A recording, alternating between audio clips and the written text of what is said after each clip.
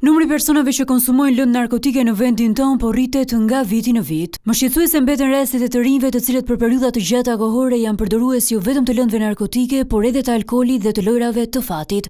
Ne shohim që një individ i cili është i varur nga substanca narkotike, zakonisht ato janë të kombinuara në kryesisht janë të kombinuara me alkoolin, në pjesën më të madhe të tyre, po flasim zakonisht për kokainën.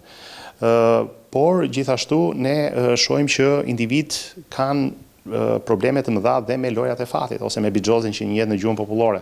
Megjithatë, edhe numri atyre që ndërgjegjësohen dhe kërkojnë ndihmë për të dalë nga bota e errët e varësisë ka shënuar rritje. Shumë prej tyre gjejnë shpëtimin tek qendrat e rehabilitimit.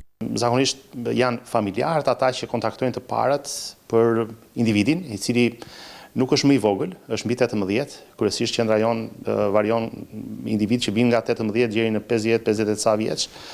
Dhe vetëm kur varësia ka treguar të gjitha shenjat e saj të agresive, ndoshta të dhunës, ndoshta të rënies në peshë, ndoshta të divorceve, ndoshta të humbjes së punës, ndoshta të humbjeve të financave apo borxheve nga më të ndryshmet. Vetmia është një prej faktorëve kryesor që i shtyn këta të rinj drejt varësisë. Megjithatë nuk mungojnë rastet e suksesit kur të rinjt arrin të fitojnë betejën. Ky është problemi më i madh që ne kemi në vendin tonë. Është individ që ndihen vetëm, individ që ndihen bosh, edhe individ të cilët nuk dinë të shprehin ose nuk ka dikë që t'i dëgjojë. Ne kemi parë raste suksesi vetëm, e dua ta theksoj këtë, vetëm kur familjarët kanë bashkëpunuar ngushtë me gjithë stafin e qendrës sonë. Sipas anketës europiane për drograt realizuar nga Agjencia e Drograve e Bashkimit Evropian për vitin 2024, 41% e përdoruesve të drogës në Shqipëri deklarojnë se kanë përdorur kokainë në 12 muajt e fundit, përqindja më e lartë e regjistruar në nivel evropian për këtë tregues.